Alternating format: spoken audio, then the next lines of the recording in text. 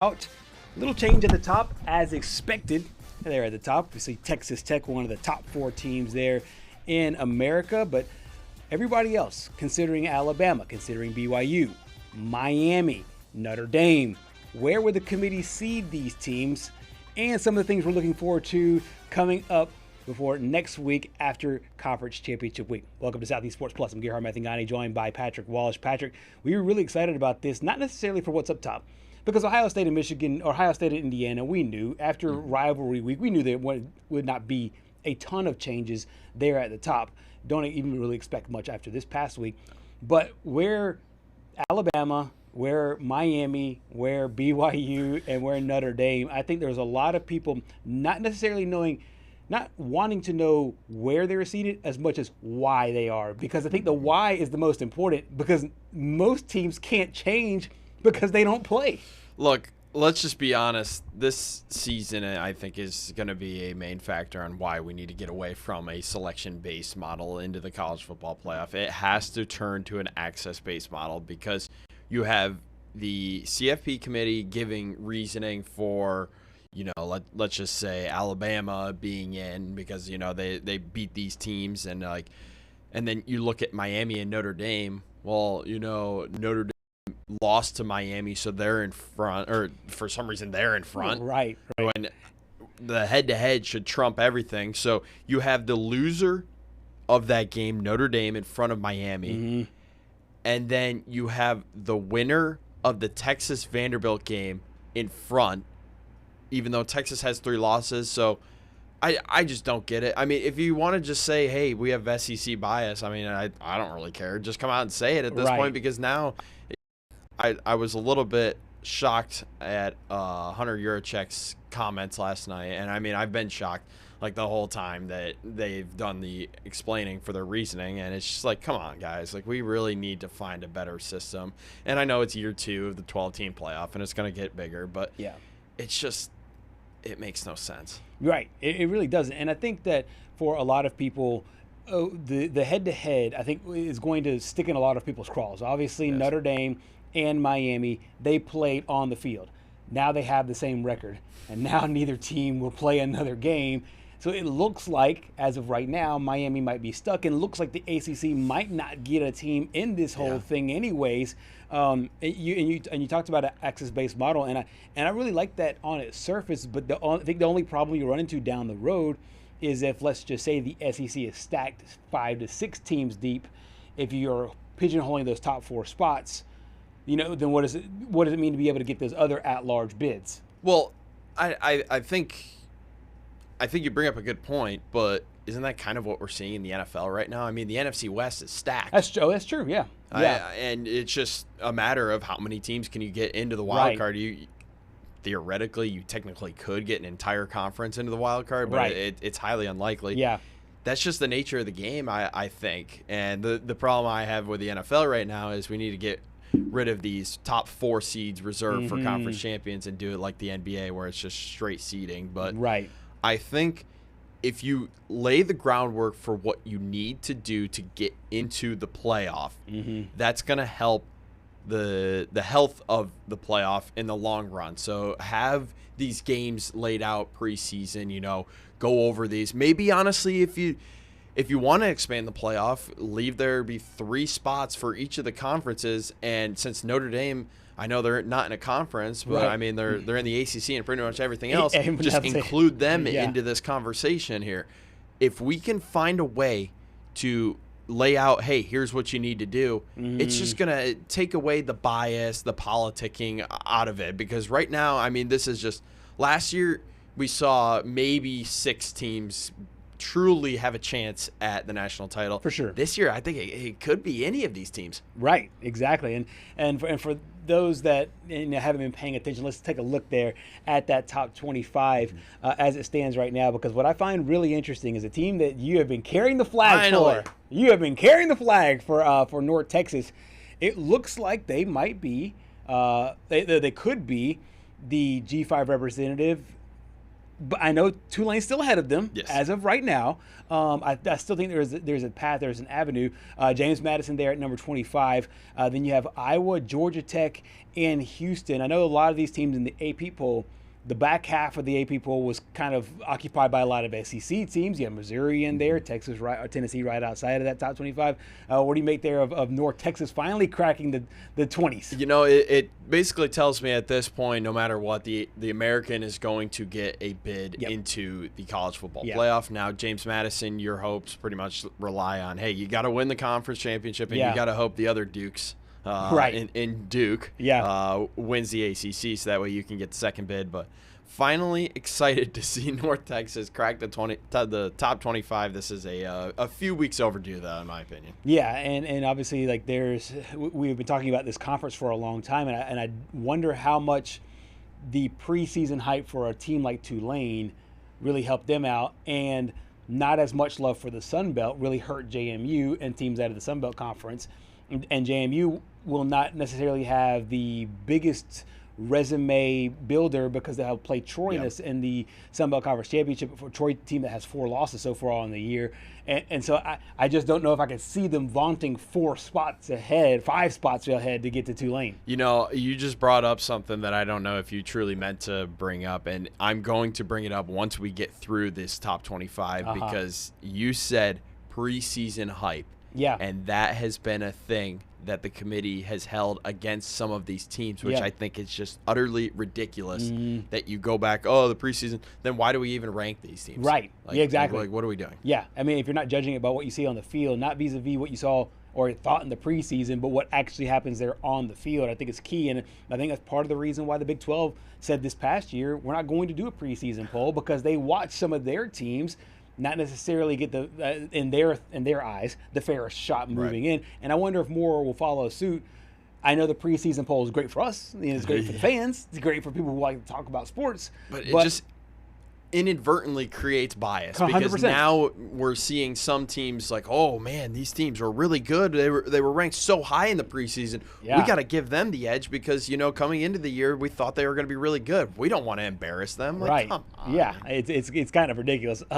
Going next inside the top 20 now. There you see Tulane. Tulane, as of right now, the highest ranked Group of 5 team there inside the top 20. Then Michigan, Arizona, Virginia, and USC. Speaking of a Virginia team, this is a Virginia team that can punch their ticket, can win the ACC championship with a win there over Duke. But it just lets you know how much. It lets you know how weak this conference is, even though there's another ACC team higher than they are. Yeah, I mean, and that's the thing I have against Miami too. Is like, yeah, you're complaining about Notre Dame being in over you.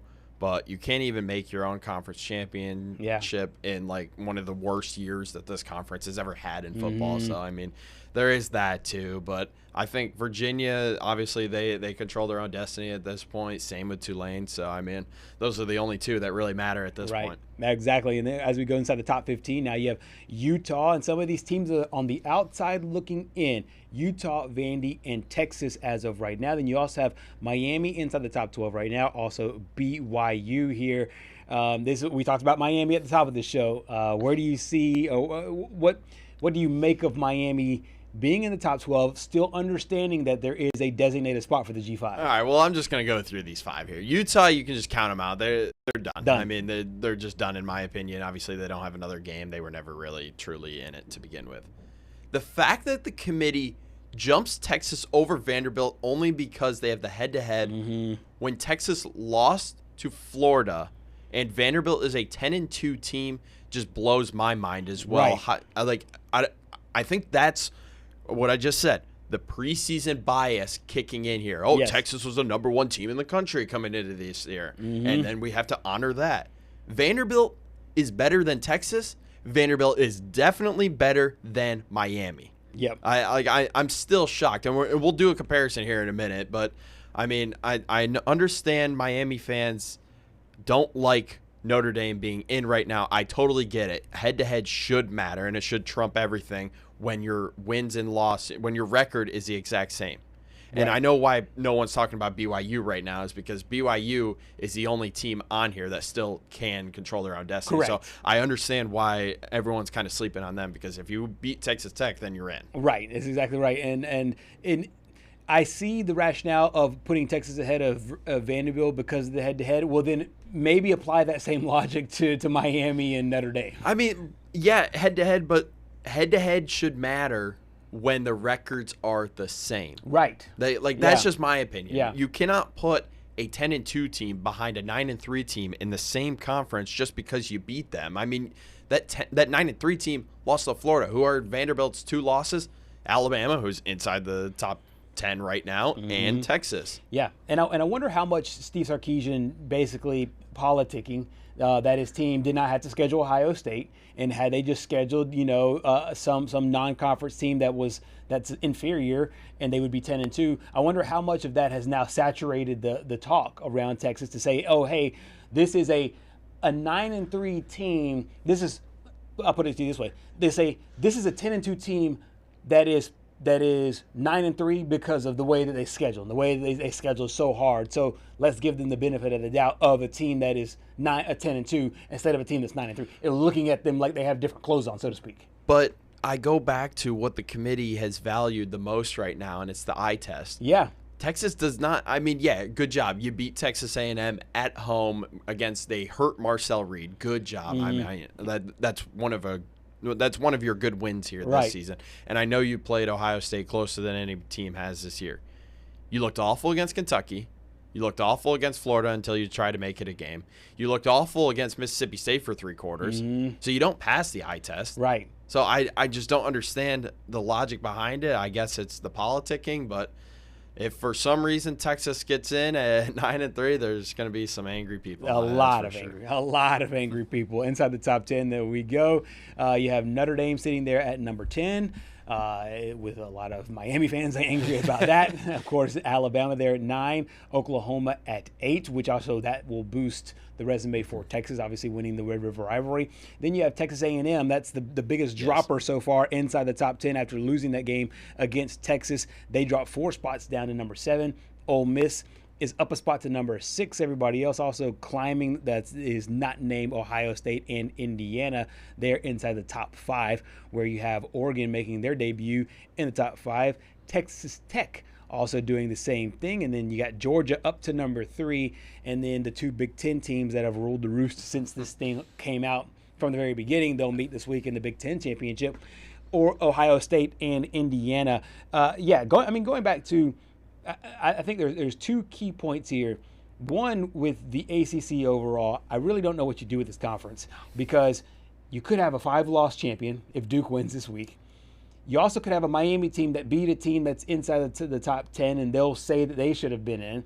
You have the ACC commissioner and Mr. Phillips saying, oh, they want Miami and the conference champion in. They want Virginia if Virginia wins. They want Duke if they beat Virginia. Then they want Miami also in there as well. I just think he's, obviously caving up for his conference, trying to get those extra dollars for his league.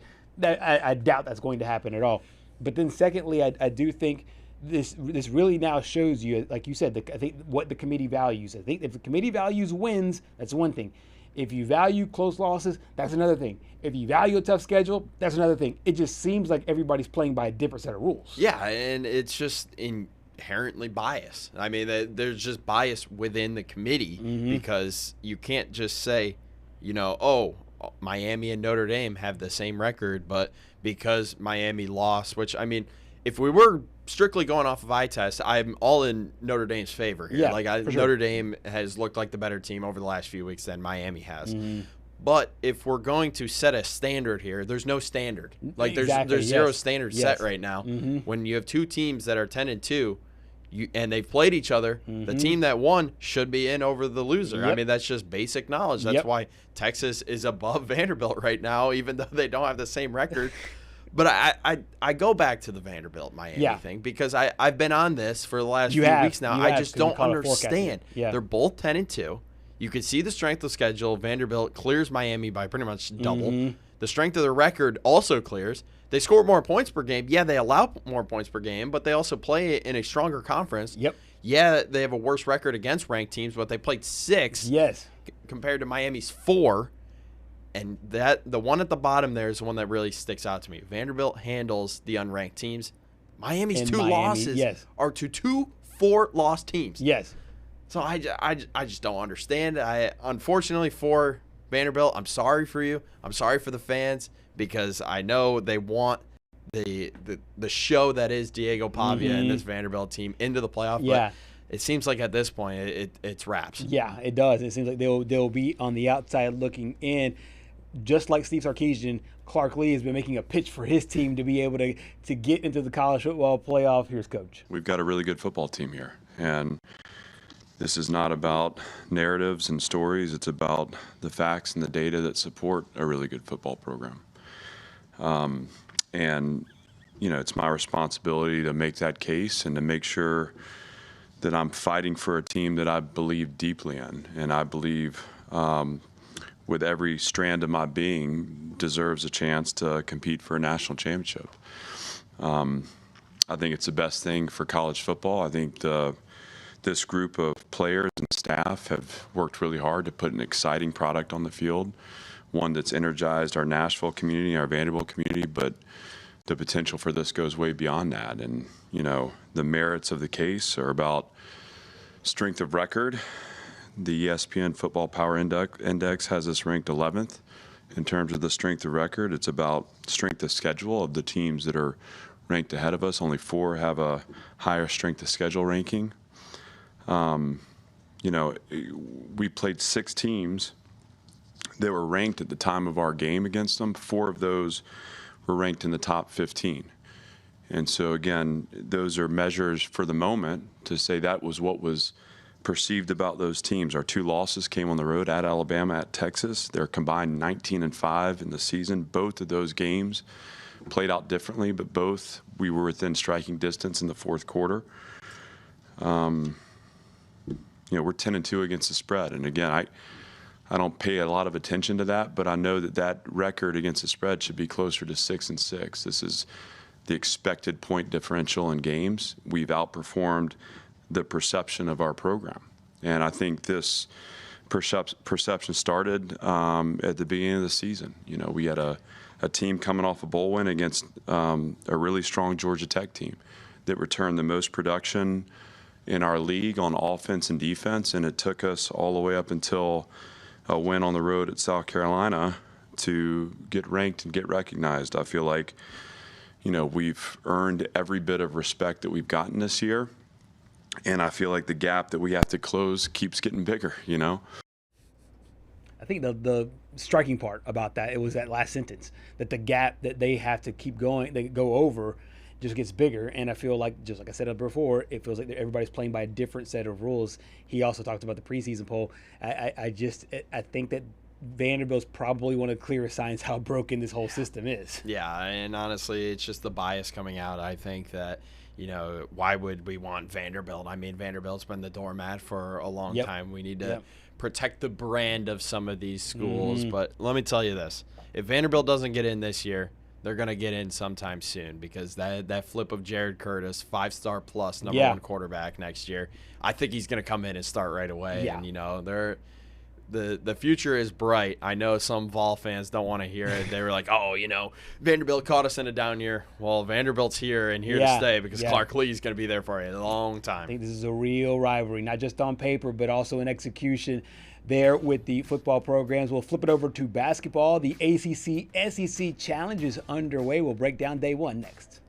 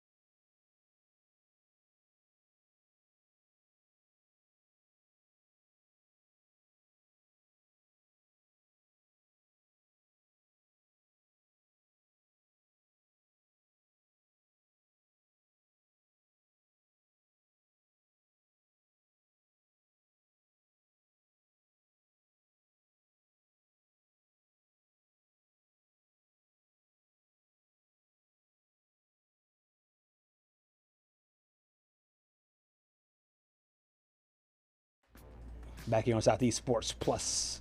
Lots of football talk to uncover after the latest committee rankings were released yesterday. I think a lot of angry fans everywhere. Some people are really happy with where they stand. Not a lot of movement this year, which has been the really incredible thing.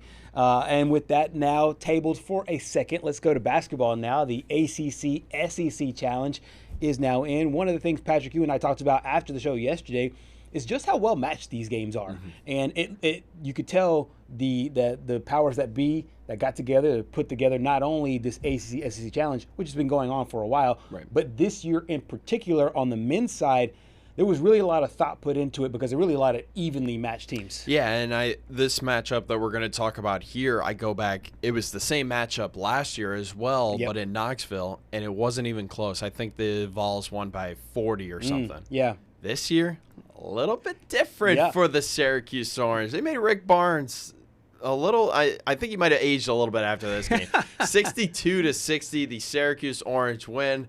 I was talking to you in the break. I mean, there's no secret that I grew up a Syracuse fan, so it was a little. I don't know how I feel about the students storming the court because you know, back in the day this would definitely not have warranted a court storming. I mean, very few wins would have warranted a court storming back in the day, but fortunately that's how the program has gone the last few years. But I think this was a big win for the Orange, and honestly I was just a little bit shocked by how Tennessee played. It almost felt like they rolled into Central New York and it was kind of like, all right, this team just got shellacked by Iowa State. They went 0-3 here, and they might have taken Syracuse a little bit lightly.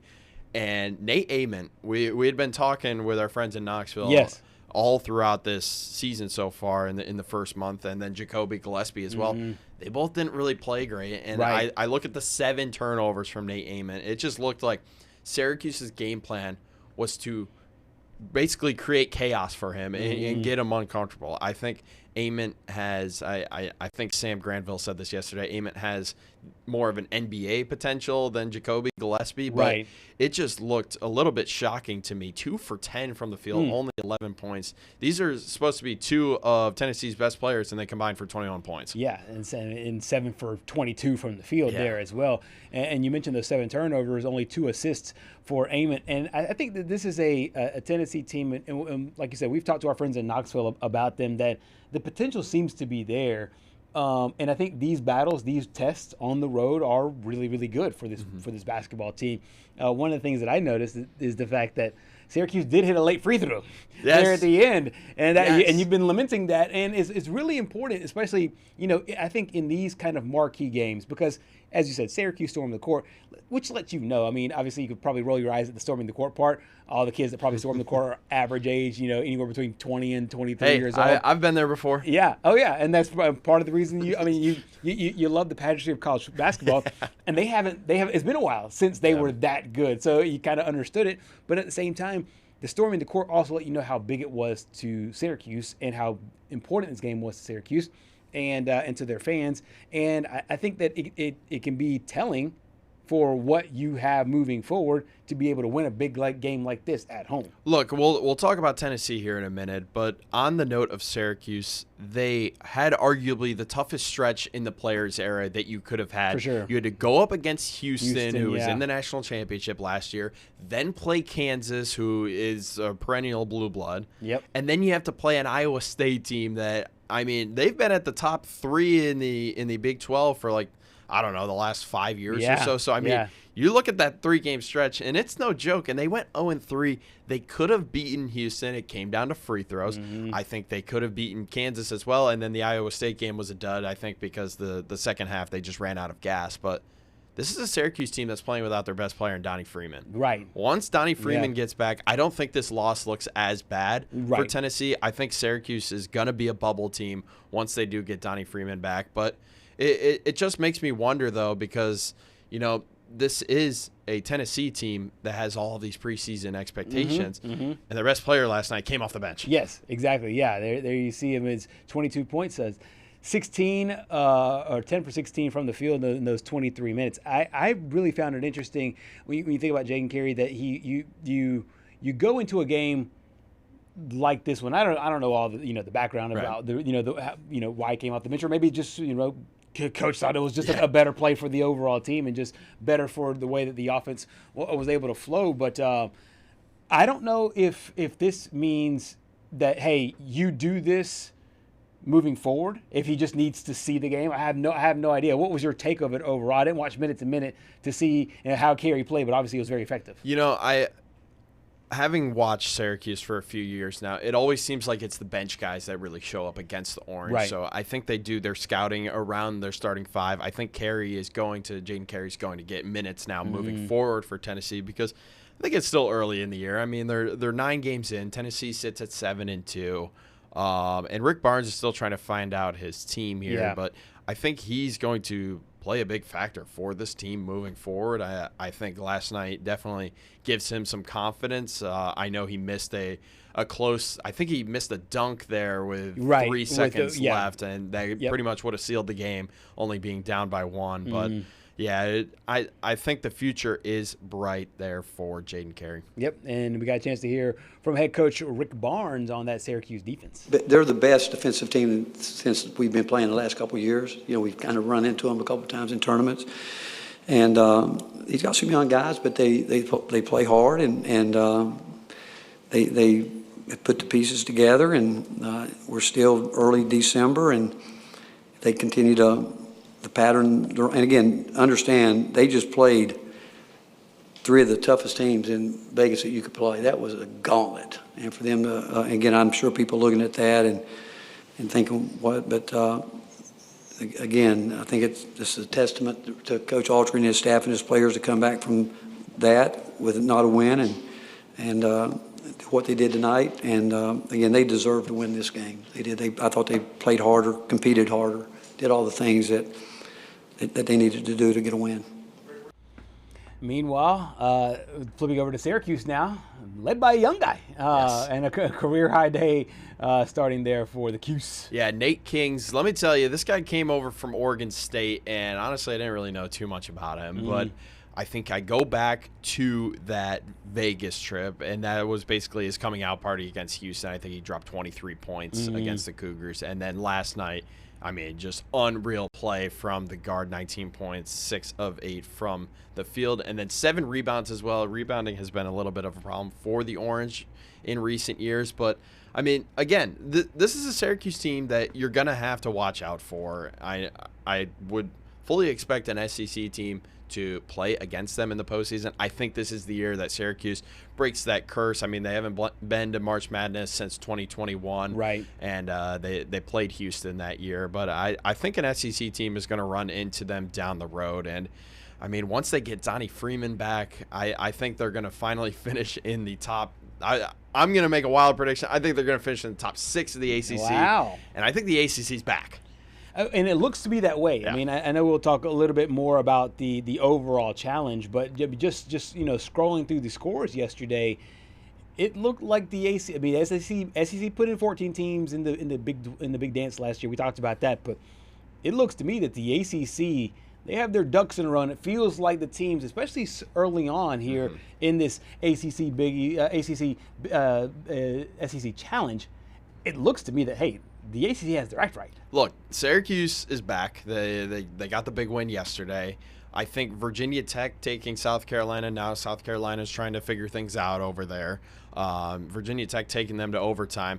The shocker for me on the SEC side, one of the shockers was Oklahoma just had their way with Wake Forest. That was a game that I thought Wake Forest was going to win.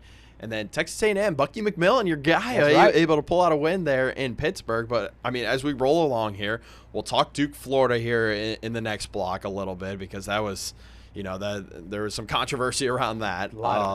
Miami got a nice win over Ole Miss. But here's the one that you were talking about, Georgia romping Florida State. Yeah, and this is the Florida State program perennially in the NCAA tournament.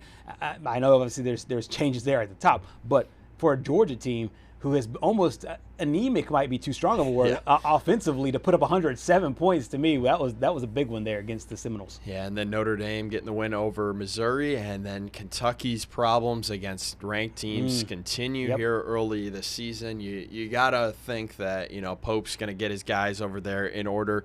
At least last night, Otega Owe kind of showed some resemblance of the preseason SEC Player of the Year. Right. But after day one, the ACC leads 6-3, and I go back to my preseason prediction. I don't think the SEC is getting 14 teams again. I mean, that was a little bit bonkers last year. That was insane, yeah. I think it's probably going to be 8 or 9. Yeah, it was trending right there in that right direction. One of those ACC coaches that got a big win was Aiden Autry. Here he was after the game against the Vols. I think every win is important, but in particular, being able to play against win at home against a team like Tennessee was huge because we were so close last week. We really fought and battled, and I felt for our guys because, I thought we had a chance to come away with a couple of victories last week, but it's all a process. This is the process. This is the season, right? This is a long journey. Even today, if we would have came up short, I think, what our conference is doing, we're probably going to have 8 or 9 more opportunities of quad ones, after this. So, but I was just happy for our guys, and in particular this group, to be able to bounce back from there. So the Cuse with a big win there over Tennessee in the Battle of the Orange, transferring from the gridiron over to the basketball court. Coming up next here on Southeast Sports Plus, we stay on the court. We'll talk about that big game, Duke in Florida, and all the controversy late with our buddy Kevin Holden next.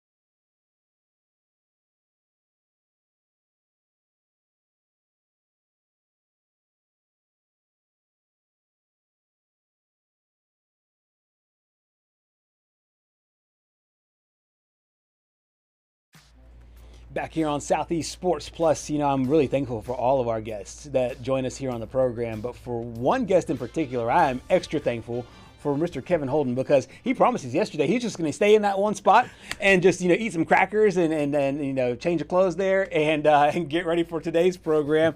Kevin, all jokes aside, certainly glad to have you on once again, breaking down another big game here in the ACC SEC Challenge. Let's start right there at the top. You were checking social media as we were talking. I was checking it as well about the Duke-Florida game. Great on paper, great on the court. Ended a little controversy.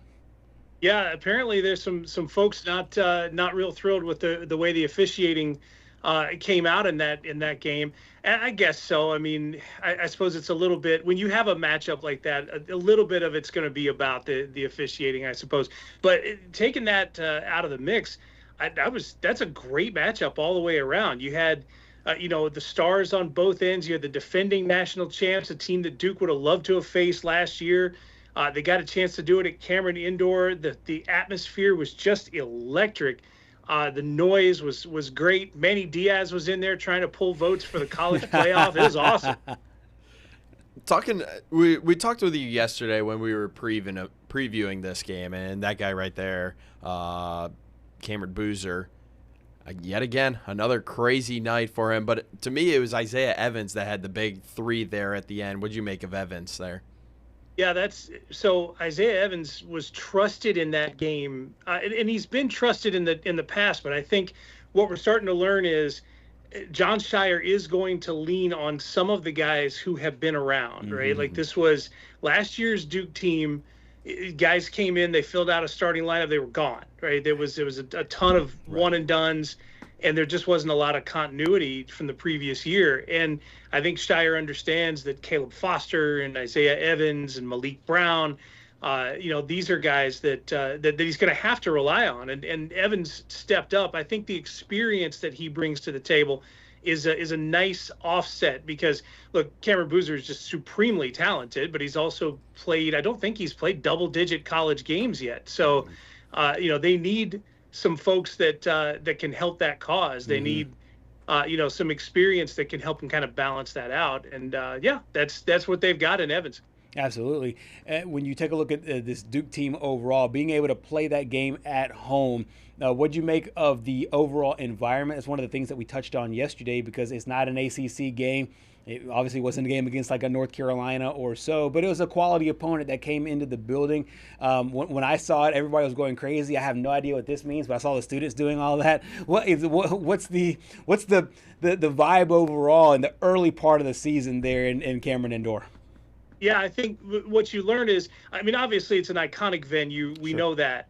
And a fan base that, I mean, they're called the Crazies for a reason, but they will show up for big games that aren't just against, UNC or NC State or another ACC rival.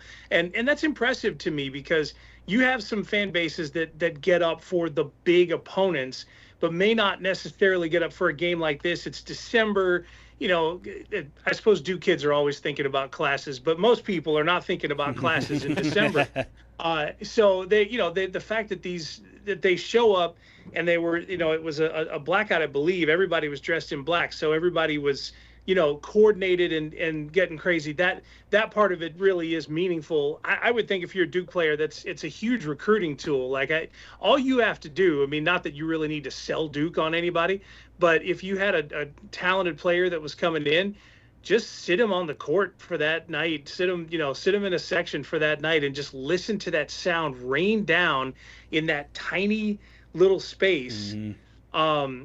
It's something, man. It really is an incredible thing to see. And what it means for me is that, you do this in December. That means when you get to January, February, so on, it's going to be even bigger. And I can't imagine the noise when UNC's there. That's going to be crazy. Kevin, we're going to get off topic here for a second, because as I was looking at those pictures, I wanted to get your opinion.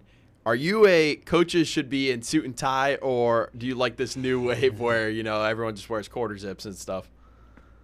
I don't mind it. I mean, Shire, to me, Shire looks fine to me. Like, I don't lose any kind of, respect or anything for him based on how he's dressed there on the side. I think if you asked me that question 20 years ago, I would have answered it differently.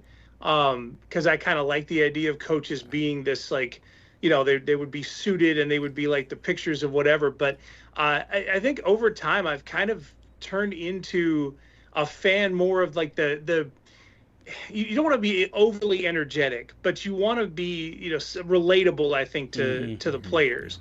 And that may be really the biggest thing, is that there aren't a lot of 19 or 20-year-olds are going to be super comfortable around somebody with a suit. They're just not used to that yet. You can save that for when you get into the real world. But no, I'm all right with it. Shire to me, and the other thing about Shire is he's a terrific interview.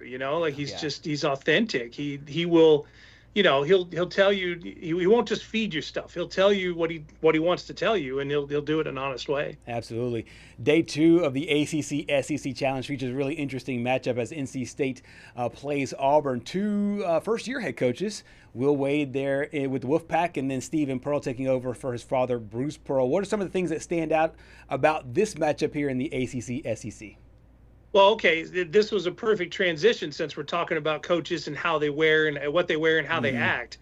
Because, man, Will Wade is a fireball of energy. That dude is he's bona fide. He's bona fide. He is in the first game of the season when they were playing North Carolina Central, he was in a referee's face for a good chunk of that second half. And I'm thinking to myself, this NC Central, coach, it's the first game. You don't have to do this in the first game of the year. So what that means is that energy has brought a different sort of energy to the program, and it's mostly a good thing. They've brought in a lot of transfers with a ton of experience. They've done well. But this team has, to me, shown to be a little bit volatile in the first part of the season. They struggled with VCU. And after the VCU game, Will Wade said, look, we've got to tighten this up or we're going to get in trouble. And sure enough, they went to Maui. They lost to Seton Hall. And then they gave up more than 100 to Texas. And that Texas game is fascinating to me. NC State put up 97 points. 3 players top 20 in that game, 20 or more from 3 different NC State players. But they still lost. And that's the kind of thing that drives a coach like Will Wade crazy, because the high-flying stuff is cool, but he's going to want more defense out of his team. He's also going to want a better performance out of a guy like Darian Williams, which he will get. I mean, Williams scored 10 in that game, and he will put up better numbers, no question about it. But NC State is out of the top 25 because they're talented and just not refined yet. So Auburn's going to be a nice test for them at this point to see where they are post Hawaii. My guess is Will Wade had them running laps on the beach that whole time when they weren't playing, so they'll be ready. You brought up defense, and that's what I was going to ask you about. Obviously, Will Wade brought a lot of his McNeese guys, including Quadir Copeland, to Raleigh there, but the defense really was lackluster, and as you mentioned, it basically made them lose the game against Texas. Do you have any concerns moving forward with that defense, or do you think Will Wade's got it under control now? Yeah, no, I think it's a legitimate question, because it does go back. It goes back to the Seton Hall game. It goes back to VCU, where NC State would play, they would shoot well enough, and they were an efficient shooting team. But a team like VCU, which was basically just volume shooting their way into the game, it is going to continue to be an issue, because when that happens, you've got to be able to hold those percentages down. And they didn't do a very good job of that against VCU. So I think it's something that will creep up from time to time. There's enough talent on this team to be a top 25 team. No question in my mind on that. It's just a matter of how they gel and if they gel completely going into ACC play. And so I think I don't think this is the last time we're going to talk about NC State and defense. I'll put it that way. Right, absolutely. Got a chance to hear from Will Wade about the defensive, the struggles early on there as they get ready to play the Auburn Tigers. We're going to have to look at some of our defensive stuff. I mean, these guys, we're just not where we need to be defensively. So I've got to look at all that when we get back and start watching on the plane tonight as we're flying back. But Pope hit some tough ones off the bounce, which he's career 36% three-point shooter. That's going to happen. But we left 5 open a couple times. We just had too many mistakes. Some of it in the second half. I mean, when we had 5 or 6 guys we really trusted to play, so we had some guys out there that were very worn down. And so that was, that was certainly disappointing, but just all systems break down defensively. Kevin, one of the great things about the Raleigh, North Carolina area is that you've got 3 teams all within like 20 minutes of each other. UNC last night got a big win over Kentucky. What'd you make of the Tar Heels here so far this season? All night last night, so I just watched it over here on the monitor. That's what we're doing now. We're just staying here until March because there seems like there's a big game every night. But to me, I thought UNC. The biggest thing there is Duke beating Florida, controversy aside, doing that at home, doing it in front of the fans is a really cool thing. But imagine going into Lexington, into Rupp Arena, and doing something against Kentucky, no matter where they are, up or down that that ladder. The UNC doing that is a huge boost. And I can't, like, every time I'm looking at UNC this year, and I know it's it's an overhauled roster. Caleb Wilson's been tremendous. Henri Vissar has been great. But I cannot help but remember UNC last year dealing with the talk for the last 6 weeks of the season before the tournament about how they weren't a tournament team. And then they got in as the very last team, the 68th team. They went to Dayton. They won a game. They went to Milwaukee and got to play in the round of 64, which was good experience. But I think what they take from that, at least the guys that return, and Coach Hubert Davis, of course, is the fact that there were doubters, there were non-believers, and I think there's a little extra motivation on their end for Davis and his group to kind of prove some people wrong, to show that this group is a better group, but also a group that can go far in the NCAA tournament. If there was any doubt, there it was. And by the way, here's your crazy stat of the week. UNC has beaten Kansas and Kentucky in the same season. That's happened one other time. 1981, 1982, Michael Jordan's first college game was a win over Kansas. Okay. Kevin, you brought up a point there that kind of hurts me a little bit about UNC being the last team in the tournament, being a West Virginia grad last year, and that one kind of hurt a little bit. But it's all good. It's, and the thing with that is, you probably could have thrown the resumes of 6 or 7 or 8 teams there, and I think they all would have been worthy. Mm-hmm. And of course, it didn't help the cause that Bubba Cunningham was tied into the committee that chose UNC. So controversy abounds. It's all right, because we're seeing that with the college football playoff right now. That's so true. I mean, it's just never gonna escape. That's true. We saw on there that Kentucky held to 64 points. I think it was less than 10% from downtown. Is that more defense, cold shooting, or a combination of both? Yeah, I think I'm gonna call that about 70% cold shooting. Yeah. But I will say UNC, last year they had so much trouble inside. They just the bigs were just a problem for UNC, and so this year they've increased in size. They've done that across the board positionally, but the bigs especially. So they are going to be a tougher defensive team, and they are definitely going to be focused on defense. Going into the season, that's how they hope to become, the 25th best team and not 68th this year. But yeah, I do think it does at least play a part. I mean, I think UNC is a difficult defensive team. They're going to present problems for teams in the ACC. Absolutely. Kevin, thank you so much. Back-to-back days, you crushed it on both days. We won't bother you tomorrow. Yeah, I know. Yeah, we'll let you go. We'll let you have an off day tomorrow. But thank you literally for all your insights on Duke, Kentucky, also North Carolina. Yeah, anytime, guys. I'll be, like I said, this is my room. This is where I stay until the end of March. So just let me know. Sounds good. Thank you, Kevin. Thank you. NC State and Auburn playing today over in the Jungle, Neville Arena. This is a game I'm really interested in because NC State wants to obviously take that next step, and they found the guy that is like a microwave. Yeah. Because Will Wade has done it before. He did it at LSU, did it at McNeese, and looking to do it again. I go back to what we talked about after yesterday's show. I mean, these matchups are just so perfectly crafted. Mm-hmm. I think this is a very interesting one with an NC State team that under Will Wade, they can score. It's just where's the defense gonna? Is the defense gonna show up tonight on the road against Auburn, who sometimes the offense has been a little bit shaky. Yes, you're still looking to see if Todd Pettiford can take that next step, but I think it's just going to be another great matchup, but I think the SEC might have the upper hand here tonight. Might have the upper hand here today. See my prediction. The SEC, wins this thing, stays intact. As of right now, the ACC's got the upper hand. Coming up next here on Southeast Sports Plus, we wrap up our number 1.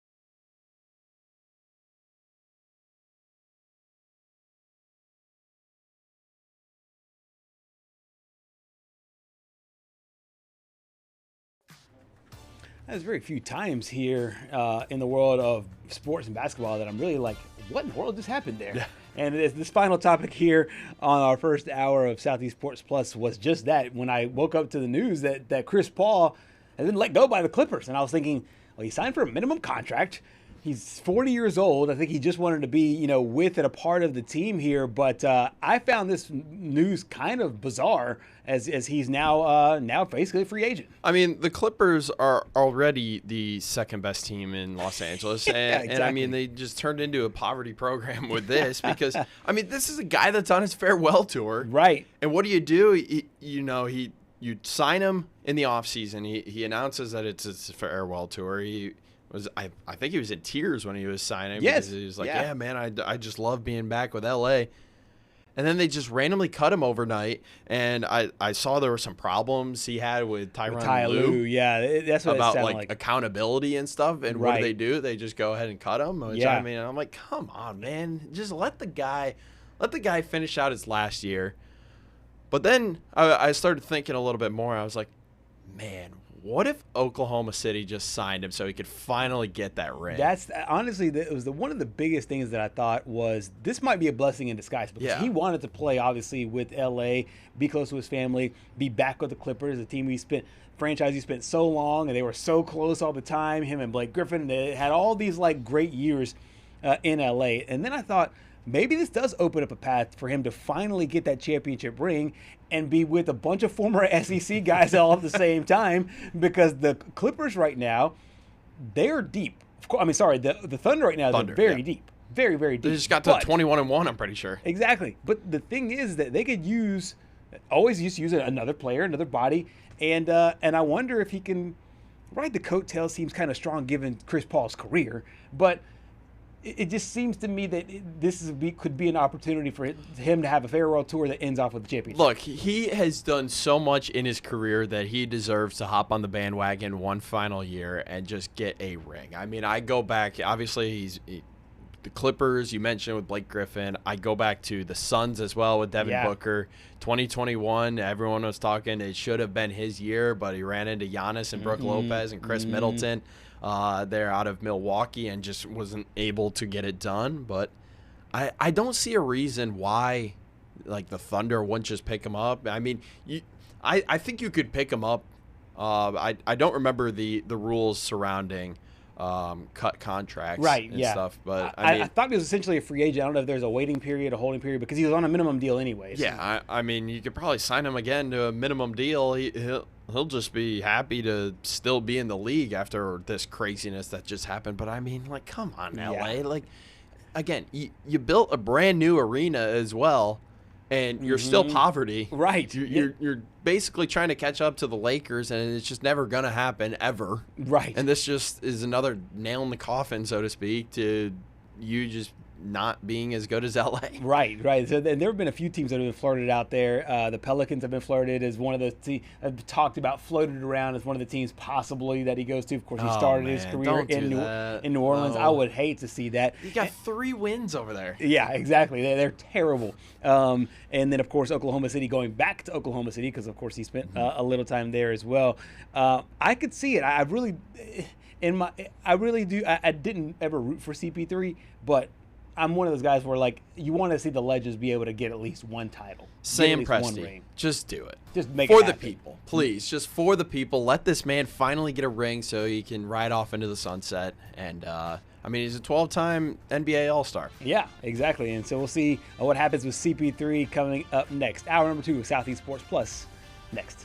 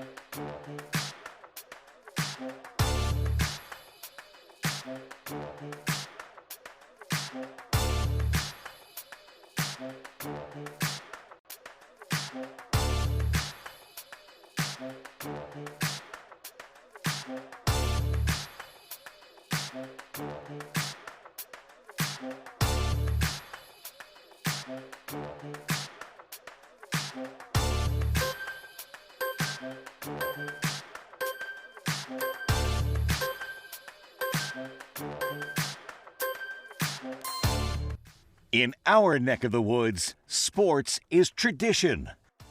Sports is passion. Sports is family. Sports is fun. Welcome to our house. This is Southeast Sports Plus Live with Simone Eli and Gerhard Mathangani. Well, we've seen and heard a lot of the drama, a lot of the fallout that came from Lane Kiffin's departure from Oxford, Mississippi at Ole Miss to LSU. One of the things that was talked about for a really long time over the weekend is basically an ultimatum that the assistant coaches either were going to fly to Baton Rouge out of Oxford with Lane Kiffin or not have a job. But Charlie Weis Jr. is returning back to Ole Miss for a run in the college football playoff. The offensive coordinator will call plays for the Rebels as they move forward. A lot to unpack here on Sports Plus. Hour number 2 continues. I'm Gerhard Mathangani, joined by Patrick Walsh. Patrick, when we first heard that Lane Kiffin was going to make his assistants make a snap decision, very first thing I thought was optically that doesn't look very good, especially everything that happened with Keith Carter and the AD and everything beforehand. It did seem like the move to have Charlie Weis Jr. go back to Oxford, to me it seemed like more probably 95% from a PR standpoint. To say, hey, Lane wasn't really this guy looking to make sure that these guys had to make this fast decision. What do you make of this decision now that Charlie Weis Jr. will be calling those plays there? Well, I think of the ultimatum as I think Lane Kiffin and Ole Miss had a nasty breakup. Yeah. I mean, it is true. I think Lane Kiffin and Ole Miss, the terms did not end so kindly, even though Lane Kiffin came out after the fact and was like, I wish nothing but the best for all of this. Right. That's always the PR response that Jimmy Sexton probably told him to go on and say, stuff like that. And it's always the post breakup. Yeah. Don't go trash them. They did nothing wrong. It just didn't work out. Blah blah blah. I think this is a little bit interesting that Charlie Weis Jr. is able to go back to Oxford to coach, to call plays for the Rebels here in this college football playoff run. Now, I was kind of thinking about it, seeing as LSU gave Lane Kiffin that interesting part of the contract where if Ole Miss were to win these games, I mean, he'd get incentives from LSU. That's right. So I almost wonder if Lane Kiffin's like, hey, Charlie, go back to Oxford, call the plays. You've done a great job all year. You know what's best. Get me some more money so you can get some more money. And I wonder if there is kind of like a I scratch your back, you scratch mine. Yes. I'll send you back. You go to Oxford, you win some of these games. I'll give you 5-10% of the incentives that I'll get because LSU will be the team ponying it up. I do find this whole situation interesting because at least for the players that are there in Oxford, at least they'll have a familiar voice. I know Lane Kiffin was the main guy, calling all the plays, obviously, but at least they'll have another familiar voice there in-house because it seemed to me that the offensive guys, so to speak, some of the offensive guys went, some did not go. Joe Judge and some of the other ones were going to stay anyways, but it just seemed to me that you were going to lay out a way for the players at Ole Miss to have as normal of a playoff run as you possibly can, given the fact that your head coach is gone. And I think the biggest thing was Joe Judge was originally going to be named the interim head coach. That was the rumor around it before they went to Pete Golding. But, I'm starting to see through the smoke here of the last few days. And the report came out after the team meeting on Sunday that one of the players shouted, "It's the Pete Golding era." And then seeing some of the tweets that came out from current players about Lane Kiffin saying, despite, the team wanting me to coach, and the players were like, I don't think a single person in that room thought that. Yeah. I think it's shocking. A lot of people, when Lane Kiffin took the LSU job, a lot of people thought, all these Ole Miss folks are just going to pack their bags and move 200 miles down south to Baton Rouge. Right. I'd be shocked if more than 30% of the team entered the transfer portal. Right. And I really wonder if Trinidad Chambliss liked Joe Judge more or Lane Kiffin. Yeah. And that's going to be the key piece for me alongside Keywan Lacey and Winnie Watkins. Yeah, I think it's going to be really telling to see which players go with Lane Kiffin and which don't, because it felt like Lane was setting down the foundation early on. This is probably about 2 to 3 weeks ago where Lane Kiffin was like, hey, man, the players this day and age, they don't really care about the coach. They don't care about, what the coaches are going to be doing, and in this area where they can move and they can go do their own thing. Yeah. They care less about the coach, and I wonder if that was just laying the groundwork to make himself feel better about leaving and thinking of himself, because he's like, hey, just trying to help himself. Players can do it. Players can do it. Why can't we do it? And so, and maybe to save good graces, but then maybe all these other players are coming out afterwards. Some of it might be just bitter because you watch your head coach walk out the door, right, and you might think, hey, we have one shot at a national championship and a good shot at a national championship, and now our head coach is gone.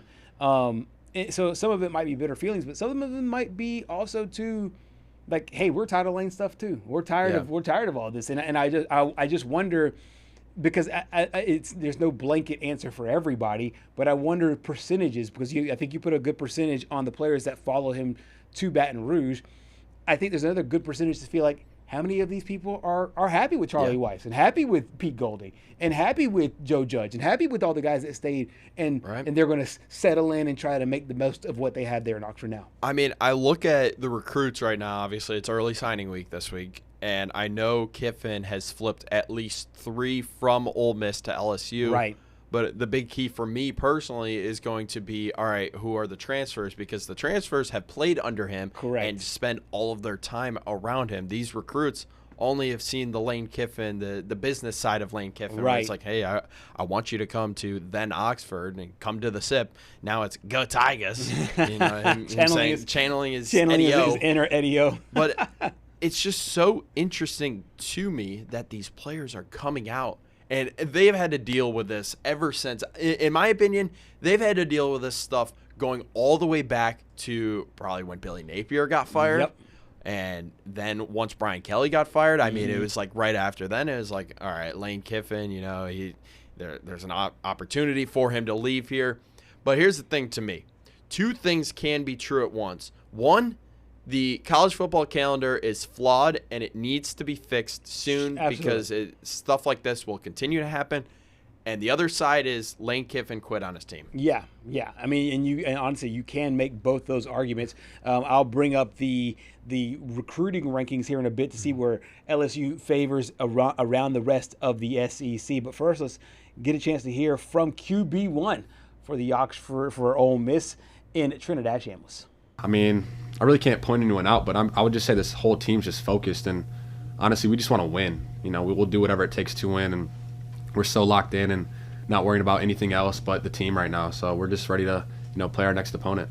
I was kind of questioning, and I was wondering to some of the guys, like I was asking them before the season, like, how do we compare to like other SEC schools, or how do we look in the fall camp? Because I only knew Division II ball, so I really couldn't compare to anything else. But they were saying this group is, really good. We got some guys. Obviously, they were saying that last year's guys were, much better, more skilled. But, I mean, that's just college football. Like, if you have a good coach and the good guys that, work hard and, strive to be great and will do whatever it takes to win, you could do whatever, honestly. No matter who you're playing or who you're playing with, 0-star, 4-star, 2-star. I mean, you could do whatever you can if you put your mind to it, really.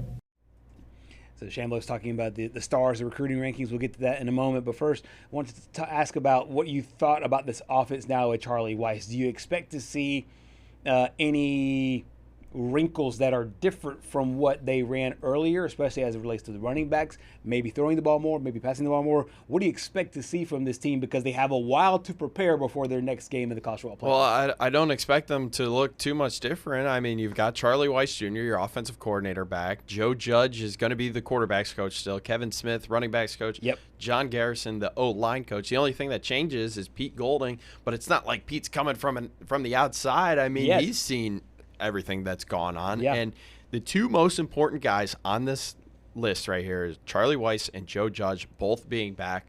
I don't think there's really going to be a fall off. I think it's embarrassing that some people thought that Ole Miss was going to get kicked out just because Lane Kiffin's gone. I mean, the head coach, here's the difference, and I don't remember if we talked about this on Monday, so if we did, stop me.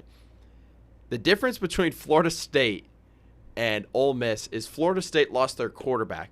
A head coach is not the one playing the games. Right. And the head coach just basically oversees everything. I know Lane had the final say. He's an offensive guy. I mean, Charlie Weiss is going to do just fine. Joe Judge, I mean, I might make the argument that Joe Judge developed Jackson Dart and Trinidad Chambliss into who they are now. Exactly. I mean, the players are still there. It's not like the players all entered the transfer portal. And yeah, exactly. And I think one of the things, especially this year, because there have been so many firings, we have now several instances where interim coaches come in and win big games. And we saw that with DJ Durkin. We see that across college football. We saw that at Penn State. At UCLA. Penn State almost beat Indiana, this close to beating Indiana, if it weren't for a toe tap there. So we have seen interim coaches come in and make a huge difference for the team. Yeah, I think it's a lot different than when it comes to players on the field there. So I understand both. I understand punishing a team that lost a star quarterback. Yeah. In Florida State's case, their top 2 star quarterbacks, and then not punishing a team that lost their head coach, even if it's a coach as impactful as Lane Kiffin. Look, Florida State got romped by Georgia a few weeks later, and I know a lot of people are going to say, well, they didn't have anybody playing that game. They all entered the transfer portal at that point. Still, you lost 63-3 to Georgia. Looking at this game right here, barring something crazy happening, like Alabama just absolutely rolling Georgia in the SEC championship, Ole Miss is going to either host the second G5 team or Virginia. Yes. Yeah. And honestly, that should be a free win right there. Yep. Because love Virginia, love the story. Chandler Morris coming over from North Texas. North Texas just producing quarterbacks now. Yeah. But I just don't see Virginia winning. And then if for some reason Duke wins, I think it's going to be Tulane or North Texas. And I think that's where my North Texas hype train ends, because come to the SIP. I don't think that's going to go away. I think that's still going to be the thing, even though I keep seeing the Dolphins now with Pete Golding. But with Golding. Oxford's still going to be a tough place to play, and they deserve to be in this position where they're still playing for a national title, because it would be a disservice to the players if they got punished for their head coach quitting on them. Exactly, and that being the operative word. And I think the committee, because it's been so high profile, the committee has seen this whole thing play out. I promised you those NCAA, those rankings, so to speak, with 24/7 as it stands right now. This goes by the commitments. It's not the signees as of yet. Still some time in the day for the recruits to get their players in. As of right now, LSU is 12th in the nation as far as their recruiting class goes. 16 hard commits, 2 5-stars, 13 4-stars, and a 3-star as of right now. That number also ranks number 6 in the SEC, behind Alabama, Tennessee, Georgia, Texas A&M. Overall in the country, the number 1 recruiting class belongs to USC. And that's locked in now. That's right. 35 commits. Only 1 5-star, but 21 4-stars. Let's see if they have Tank Jones, a guy that's actually right here from our neighborhood, as the 5-star. I know he was a 5-star according to some recruiting rankings. They have him as a 4-star in this one, but they have him as USC with 21 4-stars, 13 3-stars, and 1 5-star. That's 35. I think Notre Dame's got 4 5-stars. That's right. Yeah, 4 5-stars, 19 4-stars. Notre Dame's going to be a threat. Yep, Notre Dame sandwiched in there at number 3. Oregon is number 2, 4 5-star commits. Alabama at number 4, followed by Tennessee at number 5. Georgia at 6. Ohio State is 7th. Texas is 8th. Texas A&M 9th. And Miami 10th. Michigan 11th. LSU 12, Washington 13, Florida State, and Oklahoma rounding out the top 15. And so when you take a look at what the NCAA, the college football playoff bracket looks like, and you take a look at these recruiting rankings, there really should not be much of a surprise as the reason why the two kind of mirror each other, even though it's not, 1 for 1. Yeah, and real quick before we go to break here, the 2 things that I'm looking forward to the most about this projected bracket right now is a rematch between Oklahoma and Alabama in Norman, and a rematch between Texas A&M and Notre Dame in College Station. Yep, both of them should be awesome matchups there. Coming up next here on Southeast Sports Plus, we head over to Arkansas. Speaking of recruiting, the new head hog over there in Fayetteville doing some big work. We have our friend Courtney Mims next here on the show. Stay with us.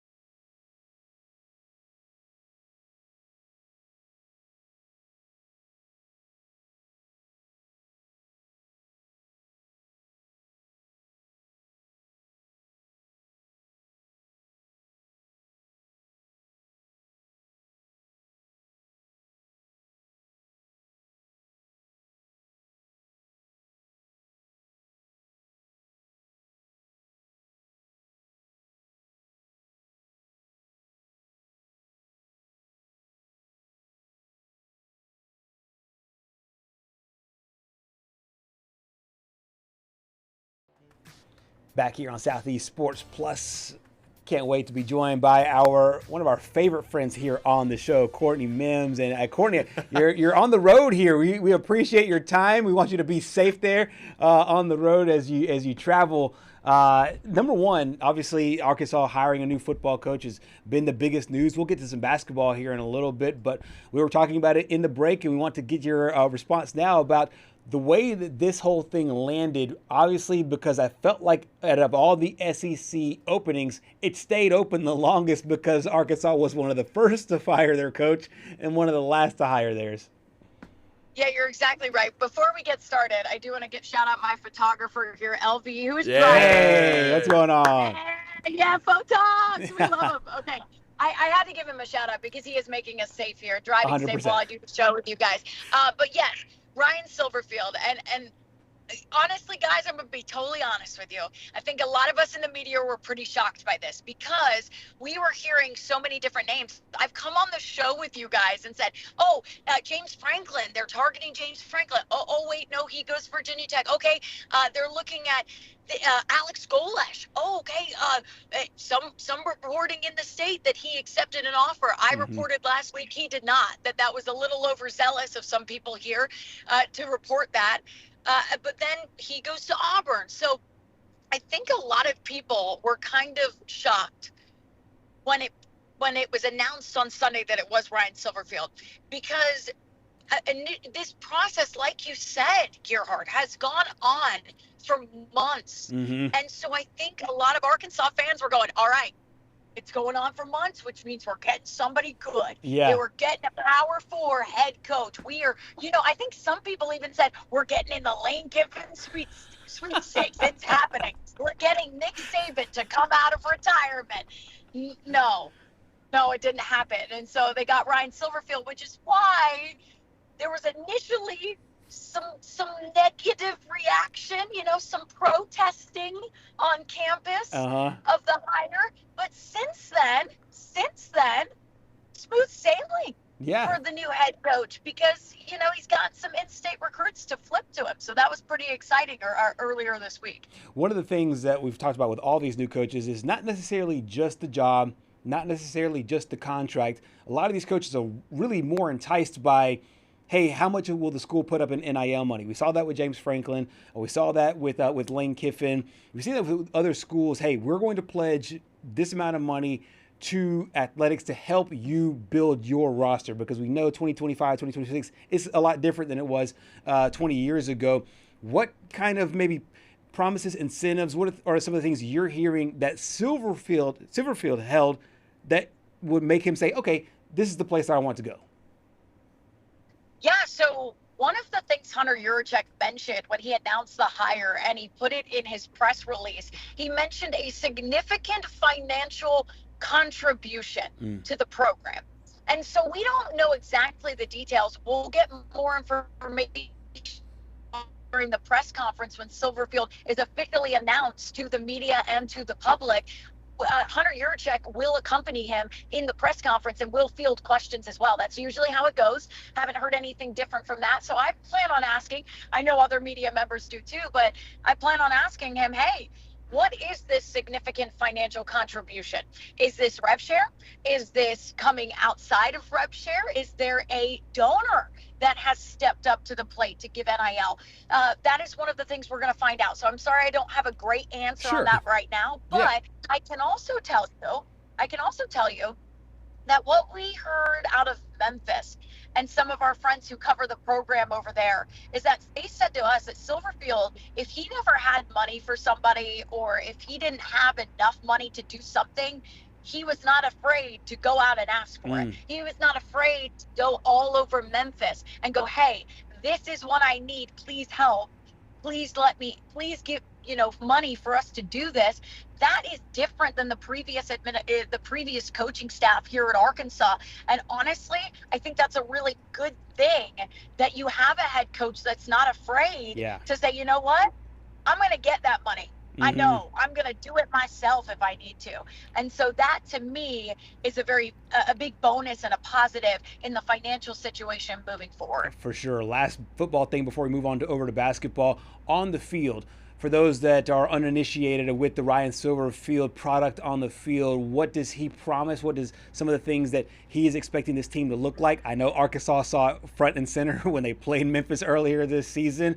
What were some of the things that you've seen from him, and maybe some of the ways that he wants to project what he does from a X's and O standpoint onto the field? Yeah, X's and O's, he's an offensive guy, right? And brings a whole lot of offensive background. And Memphis consistently has had good offenses in the top 20 of offenses each and every year. And I believe they were this past year too. And so, yes, an offensive guy, that's great. Arkansas also needs some defensive mind there as well. And so that's where his staff and what we're looking at now, he hasn't announced a defensive coordinator. He hasn't announced defensive staff right now. So we're looking to see who he's going to bring on to supplement all that offensive-minded, his offensive-minded guru-ness, so to speak, right? And so I love that. What he brings to the table is good offenses, and I do love that he also brings NFL experience, right? Mm-hmm. He's had stints with the Vikings and then even a brief one with the Lions as well. And so he, to everybody, has been kind of saying, because they keep saying to him, well, you don't have SEC experience. You don't have SEC experience. What can you do in the SEC? And he goes, I may not have SEC experience, but I've beaten SEC teams. I've out-recruited SEC teams, and also I have NFL experience. So, that's what I bring to the table. So I'm excited to see what he does there moving forward. But guys, look, I love that he's an offensive guy. We saw the offense of what they could do against Arkansas in that game this past season. However, Arkansas so badly needs a redo on defense right now, and I really, really hope that the defensive coordinator that he hires, he wants someone with SEC experience. Yeah. He wants somebody who can come in and immediately turn this thing around. So we'll be exciting to see who he gets to fill out that staff. I think that's a perfect segue into the other team in Arkansas, because they are also looking for some defense as well. I'm talking about the men's basketball team, which you're on the way to the game right now. They face Louisville tonight, their second straight game against an ACC opponent. First of all, let's go back to the Duke game real quick. I think a lot of people, kind of didn't really pay attention to that game with it being on Thanksgiving. Some people probably were already asleep by then, but what did you make of that game?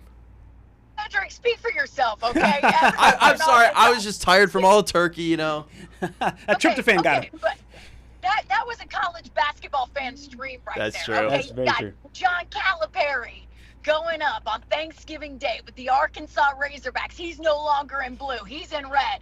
Going up against the Blue Bloods. Going up against a Blue Blood, the biggest one in the Duke Blue Devils, okay? That was an exciting matchup. And so here's what I'll say to that. Arkansas so badly, like you mentioned, Patrick, needs to get a little bit better defensively, but even more than that, and I kind of touched on this last time we chatted, my goodness, if the bigs can't do anything moving forward, this team is not going to be successful. Mm-hmm. They need a post presence. They need those guys to step up. They got Nick Pringle, who's been playing college basketball for 20 years now. I'm facetious, but he's been in so many different SEC teams. It feels like it. Sorry, Chad Baker-Mazara is still playing. Oh, that's right. Oh, sorry. That's right. You're right. He's with Eric Musselman over at USC. That's right. What I was going to say was Nick Pringle, we need more from him. Malik Ewan, we need more from him. Carter Knox has been a bit strange in the fact that he's turned it on at some points, and then in these big-time matchups where you need him, he's nowhere to be found. Yeah. So, again, it's one of these things where it's like, yeah, you could go point to better defense, sure. But we need better performances on offense, even from some of these guys. We need them to show up on the stat sheet. That's what Cal is trying to get right now. Show up on the stat sheet, guys. Yeah. And so for me, going forward, that's going to be key tonight. If they want to beat this Louisville team, it is going to be on those bigs. It is, because Louisville has dynamic guard play. You've got the best backcourt in the country going up against another great backcourt in the country, right? So you need front court to show up in this one. If you're going to have a chance at beating the Cardinals, that is what I'm looking for tonight from the Hogs. Absolutely. This is the second straight time they'll play an ACC team. The third time this season they'll play a ranked team, obviously playing Michigan State earlier in the year. What's one of the things that you're most looking forward to as they prepare for another big game, this time at home? And I know we've seen a lot of these, whether it's neutral site games or whatever, but obviously this game being there in Fayetteville as you travel out to the basketball game, what do you expect the atmosphere to be like, and what the way this game flow is expected here in this ACC SEC Challenge? Well, I hope it's packed out. I really hope so. And if the Hog fans are listening tonight to this, I hope that it's packed out and it is ready to go in Bud Walton Arena. We haven't had the best crowds there this season, and for whatever reason that is, a lot of people point to Hunter Yurachek and reseeding Bud Walton Arena and trying to get more money in from big-time donors. It just hasn't been the atmosphere. You know, they call it the basketball palace of Mid-America, right? That name is just so great for a reason. There is a reason that it is a palace of basketball, because it is such a fun place to go watch games. So it hasn't been up to par this year. So I'm hoping for a great turnout tonight, even though it's a Wednesday night. I get it. It's a school night, but y'all can stay up late. Y'all can do it. You have permission. I will write everybody permission slips. So I hope it's a good atmosphere tonight for Bud Walton Arena. They really need that, right? Because the team feeds off of that. They do. Malik Thomas was talking to us about it yesterday. He was like, look, this is the first time I've gotten to see Bud Walton Arena at its peak, and we want to see exactly what it means to play in this historic arena. And I said, I really hope they give that to you, because they deserve it. If the crowd is rocking like we know it would be, like it was for Duke 2 years ago, it was rocking out, it was crazy, it was wild. That's the kind of atmosphere I'm hoping tonight against Louisville for this game.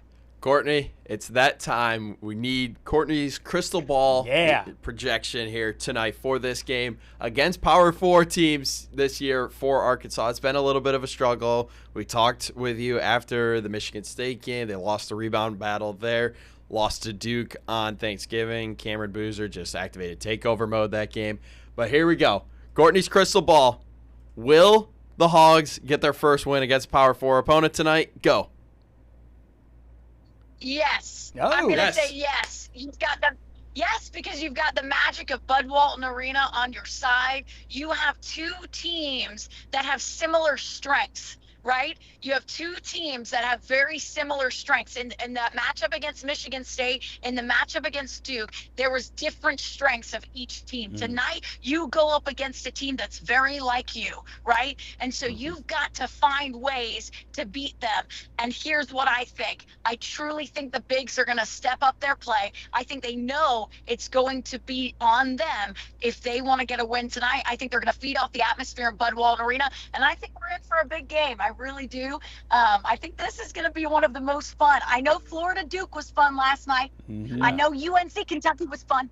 I get it.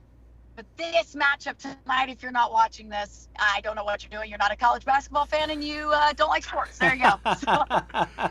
Courtney's crystal ball has spoken. It is Arkansas +2. She says, screw those points. Take the money line. She's got it. Well, I love it. I love it. Hey, thank you so much for joining us. Safe travels on the way to Fayetteville. And thank you so much, and we'll see you soon. Thanks, guys. Appreciate you. Absolutely. Courtney Mims heading out to Fayetteville, kind enough to give us some of her time as she heads out to that big game. Could be a banner night for Arkansas. Got your head coach situated earlier this week. Could get a win over a top 10 team. Louisville number 6 right now. I mean, I know she said, just take the money line there. Yeah. But I don't know. Louisville's good. Yeah, they are good. And they're battle tested. Yeah. They've been able to beat their in-state rival Kentucky. At Kelsey has really turned around a program that I think won 3 games in 2 years a few years ago. I mean, it's just a doormat after being such a good program. Louisville's back, but they got a tough one tonight. I'm always going to say this throughout the entire year, and it's going to be true for these Arkansas teams. If you don't play defense, you're always going to lose. That's true. That's just history repeats itself with Coach Cal teams, and it's just been the thing that's been the Achilles heel for his teams in March is they just can't play defense. Exactly right. See if they can play it tonight against the Louisville Cardinals. If you're following the money, the line moved from 3 to 2. So that means a lot of people on the sharp side really like Arkansas. So we'll see how it all shakes out today there in Fayetteville. Coming up next here on Southeast Sports Plus, we head over to South Carolina and catch up with Mariah Ross.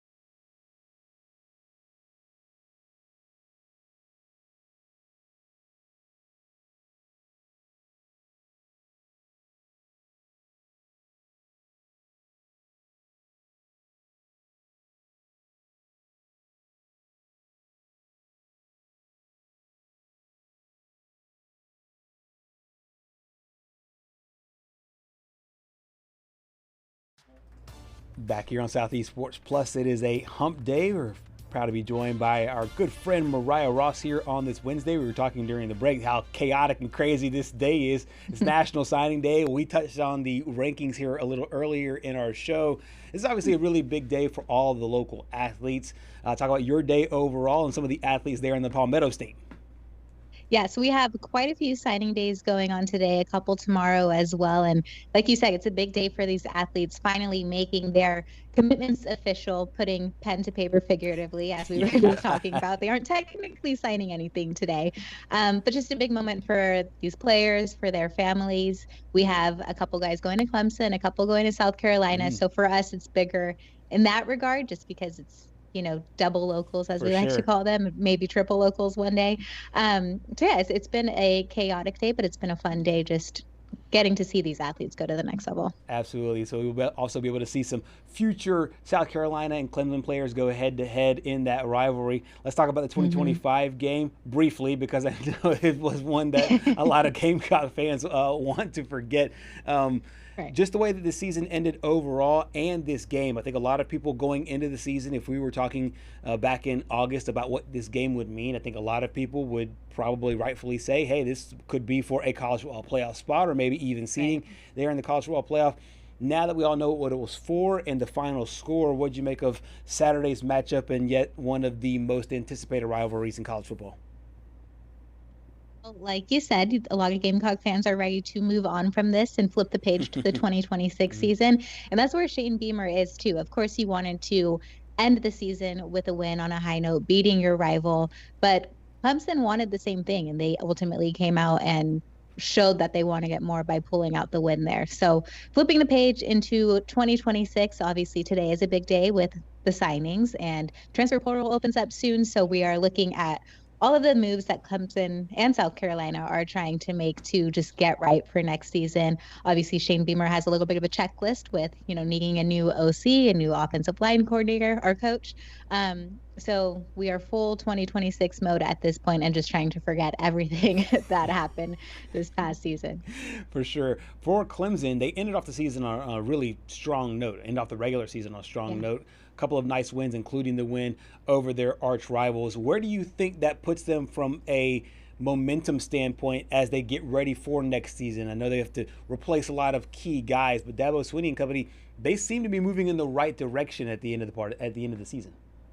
Right, and it just goes to show how good of a coach that Dabo Swinney is. I know a lot of people had comments that they were making early in the season when they were struggling, but just to overcome the hump and show that they can outwit or outplay in this adversity that they've had, I think it definitely gives them a lot of momentum. And obviously you always want to win, right? You don't want to pick up that many losses in a season, but to show that you're able to overcome the struggles, I think that's a testament to Dabo Swinney, and it's a testament to the rest of that coaching staff and just the players that are in that locker room and still want to finish the season out strong, still want to pull out wins. So it is definitely, we have a little guest trying to come in the room. They went the other way. Someone's trying to sneak in here. So, but it definitely shows that they are just a talented team. They have a talented staff. And like you said, still going to have to recover from losing a lot of players in the off season, but it just shows what Clemson as a program is capable of, finishing out the season as strong as they did. Mariah, I think we talked a little bit a few weeks ago about there were some rumors that Lenora Sellers might be interested in transferring to Miami, but I go back to the press conference after the game, after the Palmetto Bowl, and he didn't really seem like he was committed to staying in South Carolina through next year. Do you think it's important that Shane Beamer finds that answer at offensive coordinator, and is there some growing concern now that the season is over and the season that they had that, Lenora Sellers might be leaving? I got the same impression watching that post-game press conference. It didn't look like he was very committed to staying. Oh, no. Yeah, but I mean, we don't know. Crazier things have happened. We, have to wait and see. The portal is not open quite yet. But I do think it is important to get that offensive coordinator in place so that you know who you're working with, so that they can grow a relationship and develop with whoever is going to be the quarterback, whether that's Lenora Sellers or not. They've also picked up a quarterback through today's signing, so there are maybe some answers coming in, and they may already have some answers on the team if Sellers ends up leaving. So a lot of moving parts for sure, but Beamer has been talking with Sellers about the offensive coordinator hire and who he's giving him ideas of who would work and who would maybe not work. And so they are in communication about that, which kind of just leaves the door open, like, okay, what is going on? Are you staying? Are you going? But I think he definitely would want to be a part of the conversation with whoever they do decide to bring in. Of course, he's going to be working so closely with them. And so it's just something that we're going to have to wait to see. But I got the same impression watching that post-game press conference. It didn't look like he was super committed to staying, unfortunately. Absolutely. If it is his last game as a Gamecock, he kind of went off with a good game as far as it relates to just some of the overall stats. Obviously, he had those Right. 2 interceptions. Not necessarily the prototypical game running the football for him. If it is his last game, what do you think his legacy overall is there with the Gamecocks? Because as you mentioned, they will be retooling this offense from a coordinator. You mentioned the new quarterback coming in. I believe that is Landon Duckworth from our area here in Jackson, Alabama. He was committed there for a really long time. And so what do you expect this offense to look like after a lackluster performance this past year? Talking about Sellers' legacy, I think that legacy is going to be the Clemson game from last year. That's the game that put him on the map, that made everyone recognize the dual threat that he is. Moving forward, I think that the Gamecocks are just going to need to not completely forget this season, right? Because you want to show, kind of like Clemson did, that you can overcome adversity. And a lot of the guys who are staying with the team, whether that includes Sellers or not, are just focused on not feeling the feelings that they're feeling right now again.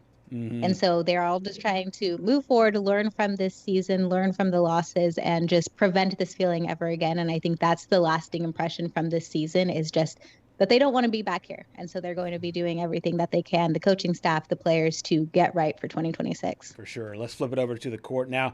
We have a really interesting game tonight as Clemson makes the trip over to Tuscaloosa in the ACC SEC Challenge. A really interesting game, I think, if you're Clemson, because it's a chance to go on the road and take on a team that has played a lot of top 25 teams so far this season in Alabama, going to Coleman Coliseum. What do you make here of this matchup? Another one of, I think, a lot of really good matchups in this challenge overall between the two conferences. Yeah, I think it's going to be an exciting matchup, a big test, obviously, for the Tigers. They're off to a great start so far this season, but, you know, we love those SEC, ACC matchups here, especially with the two teams that we cover. And I think it's going to be a good test for the Tigers to see if they are able to overcome this hump. They've been playing, like I said, very strong so far this season, and so it'll be a good test, and it'll be a good watch for sure. I think coming into the season, the big thing for me with Clemson basketball is, all right, how are you going to replace all of these players that basically left last year? Right. Chase Hunter was obviously a big part of the offense, and then 2 years ago, Joe Girard was another big piece, and then P.J. Hall. Well, it seems like, you know, they kind of went to a guy that played for them a few years ago, and R.J. Godfrey. What have you made from his performance so far this season? Well, what I make from his performance has to go back to the offseason, before the season even started. And he was talking about the fact that he just loves Clemson so much. And that year that he had at Georgia, he grew a lot as a person, as a player, but he's essentially coming back home, coming to Clemson. And so you can see it on the court. He's playing his heart out. He loves this team. He loves the staff, the players. And so he's really just showing out. And like you said, just had to take a little detour, but came on back and is playing lights out. So we're going to be looking to him, obviously, on the court tonight to see how he performs, and then the rest of the guys around him.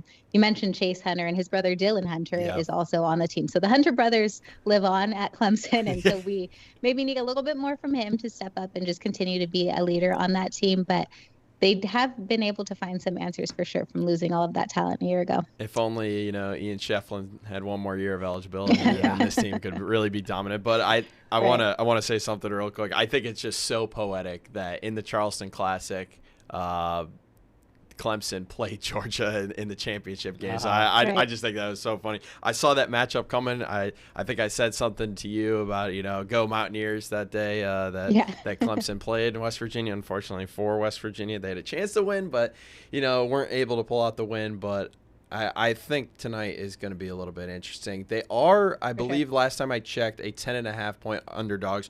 Are you worried? No. The thing that I've taken from this Alabama team this year is when they score, they're unstoppable. I mean, they put up 100 points with ease. Are you worried that Clemson is unable to score in bunches to stay with the Tide tonight? I definitely do think that is something they're going to need to work on for sure. Like you said, Alabama can just put up points and continue putting them up, and Clemson hasn't really been able to do that throughout the season. Obviously, they're 7-1, so they're pulling out wins, but we do definitely want to see them put up bigger numbers. They haven't broken that 100-point game at all this season. They've gotten close, but that might be something they have to do tonight in order to beat the Tide. Absolutely. We got a chance to hear from the Clemson head man about his freshman class. It's improving. There's still a lot of things. There's just so many things that they kind of don't know. You know, little scenarios that pop up in games, and especially sometimes when there's a big lead, like you take possessions off. You just don't play quite as hard, or you don't know, maybe you should get involved here a little bit more. The urgency isn't quite what you want it to be. Maybe you have a little carelessness on an offensive end with a bad shot or a careless turnover. Those are normal. It's normal behavior. But you're trying to train them that, you know, every possession matters. You know, everybody talks about next play. Well, that's because we want you to win the next play, whatever that is. And, there's a lot of plays. So, that could be 150 plays in a basketball game. So you got to keep, and they come quick. So you got to keep yourself focused and ready to compete. And that is the habit building that we're talking about. So the Clemson men go on the road. We want to flip over now to the South Carolina women. Obviously, an interesting game against a team that they'll probably see moving forward in Texas. They lost that basketball game there as well.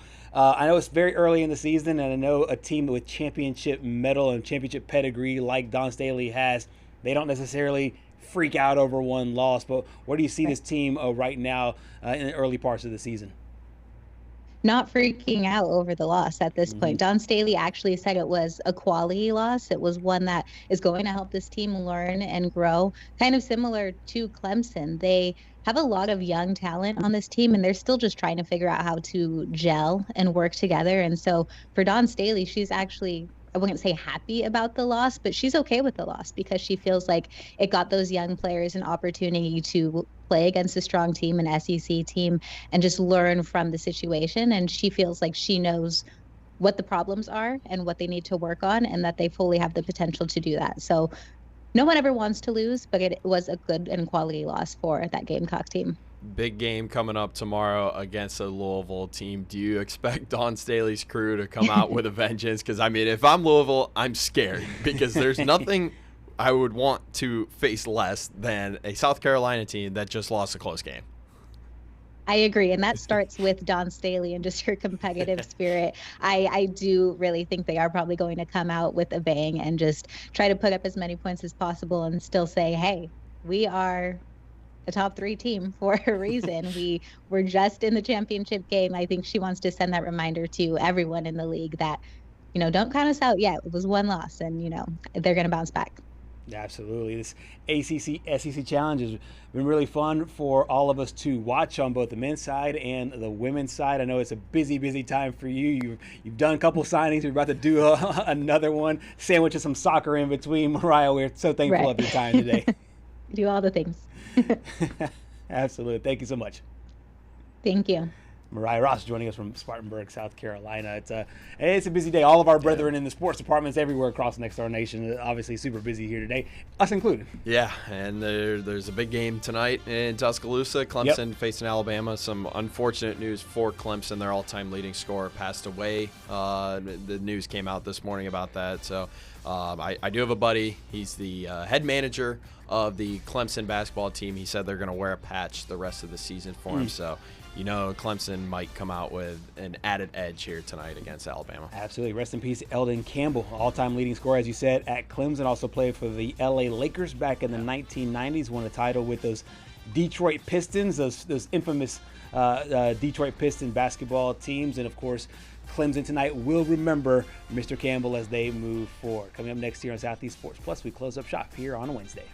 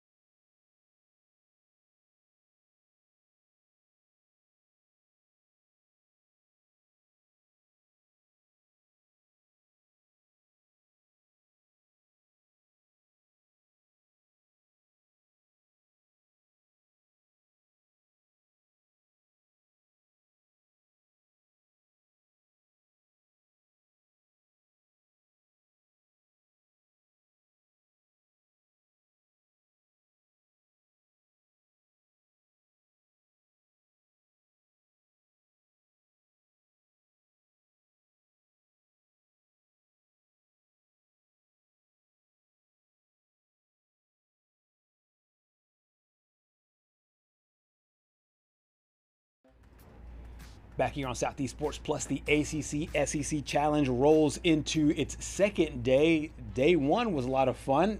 I projected yesterday on our overreactions the SEC would win. Well, they needed a bit of a comeback here in order to be able to win this thing on the men's side at least. And some interesting games yesterday, some more interesting games here today. Yeah, so we'll jump right into it here. The only ranked v ranked matchup tonight is Louisville taking on Arkansas. We just talked with Courtney Mims about how she's on the road getting ready for that big one there in Fayetteville. We just talked with Mariah Ross about the Clemson-Alabama game. Should be a fun one. Maybe a little bit of offense there, and then keeping it rolling.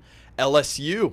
We're going to take on Boston College in a matchup on the football field. Wouldn't even be close. Boston College, I feel like they're starting to find their groove the last few years when it comes to basketball. It's been a struggle, I'd say, for the past decade in basketball. But, LSU also trying to find their groove on the hardwood. Right. SMU taking on Mark Byington and the Vanderbilt Commodores, who, just like the football team, are starting to shock everyone this year. Yeah, they certainly are. I find it interesting that it's the two private schools in both conferences hooking up with one another. But yeah, this has been a really interesting Vanderbilt team to follow. Both teams in Tennessee have been solid so far this year. I know Tennessee just lost to Syracuse, but Vanderbilt has been really fun to follow as well. It'll be a really interesting test as the Mustangs come to town. And then another very interesting test is the NC State Wolfpack taking on the Auburn Tigers, a matchup on paper that seems very even. So it'll be interesting to see how that one rolls. Virginia, who used to be a basketball powerhouse, had to deal with Tony Bennett randomly retiring before, I believe it was last year, and they kind of had to activate SOS mode, taking on Sean Miller and the Texas Longhorns, coming off their 100-point performance against the NC State Wolfpack. So we'll see if Sean Miller can keep it rolling there. And then rounding it out with Mississippi State taking on Georgia Tech at 8:15 Central tonight. I like it. Lots of great matchups here, either the 6:15 or the 8:15. So you got a lot of basketball to fulfill the rest of your night. And as we did yesterday, we gotta make some picks here. Yes, we do. And it was an interesting day yesterday. I don't recall. I should have tallied up our wins and losses. Right. So tonight I'll go back from last night's. I'll tally up those, and then after the games are done, I'll tally up the ones today. And sounds good. We'll see who the winner is. But first, as I mentioned, the only ranked versus ranked matchup here tonight: Louisville 2.5-point favorites in Fayetteville. I haven't seen a lot of Louisville basketball outside of the Kentucky game. Watched Arkansas, obviously, against Michigan State. Saw them in their last matchup. And I know if you say, hey, you put a ranked team in front of Arkansas, they don't look the same. I think this is the day where they do look the same. And if you follow the money's trending in Arkansas's direction. That's where I will go. And as Courtney Mims said, Bud Walton Arena, it's a special place. It's a different place. I like Arkansas tonight to pull it off. I got to say, as much as I want to pull for Arkansas, they actually played pretty well against Duke. Yeah. It was just Cameron Boozer just took over that game for the Blue Devils. I got to go with the Cards tonight. Okay. And this is the game that gets them locked up in a top 2 seed in March. I think Louisville wins. I'll put it on. I'll put it at 7. Louisville wins by 7. Ooh, okay. Yeah. Wow. Nice. Next up, Alabama back in Coleman Coliseum. They play well in NBA arenas. They played well at Madison Square Garden. They play well at the United Center in Chicago. But now back in their own home gym against Clemson. We just talked to Mariah Ross about this. How important and special this is for Clemson. Do you see Alabama being able to pull it off with a big number? I think when I look at Brad Brownell coach teams out of Clemson, the last 2 years, they've been a second-half team, and I just don't see them able to. That style of play will not work with Alabama just because Alabama, I think, has more of an NBA-style offense where they're just going to put up a ton of points, worry about defense second, saying that, hey, our best defense is a good offense. Right. I think Alabama covers tonight. I think I got the Tide by 16. Yeah, the last time, obviously, one of the last times they played at home, they played against Purdue. They were out-rebounded, and it feels like games where they take care of business on the glass, they win, and when they don't, they lose. I think they do tonight, and they get the win. I don't know if they cover the number, but if I had to bet on it, I would say they cover that 10.5. SMU at number 17, Vanderbilt 10.5. That's a big number as well, but Vanderbilt is undefeated at home. They're perfect 4-0 at home, 8-0 overall. I like the Commodores to keep this momentum rolling with a pretty good SMU team coming into town. But I say pretty good. I mean, they're undefeated as well, 8-0. I think Vanderbilt, again, scores 100 points. Yeah. And I'd say they covered the number. I'll put them at 14. Okay, nice, 14. Nice little blowout victory, so to speak there. A battle of two first-year head coaches where they are. Stephen Pearl, first-year head coach overall for Auburn. Will Wade, his first season with NC State, looking to put together a monster win for his program. Do they go to the jungle and get it done? This is where it starts to get frisky for me. I think NC State covers the 8.5-point spread just because Will Wade has the experience, and the guys that he brought from McNeese over to NC State played in the tournament last year, knocked off Clemson, and almost knocked off Purdue, I believe. I believe that game was pretty close. I think NC State loses by 4. Auburn squeaks out a close victory. Interesting. Really interesting there. I like that as well. And the money says is going your way too, because some books have it at 6.5, which means there's a lot of people on the other side of this taking the NC State side. I think Auburn does win. The cover might be a little hard. And the final game, the Texas Longhorns hosting Virginia. Texas, Sean Miller, he's the guy. Texas wins by 10. Virginia's first true away game. Texas is 4-0 at home. I like Texas. I like Texas to cover. I like Texas big in that matchup. And we will see when we tally. Yeah, go ahead. No, I was saying boom. Oh, I like it. We'll see when we tally up tomorrow who wins the ACC SEC Challenge. We'll see you then.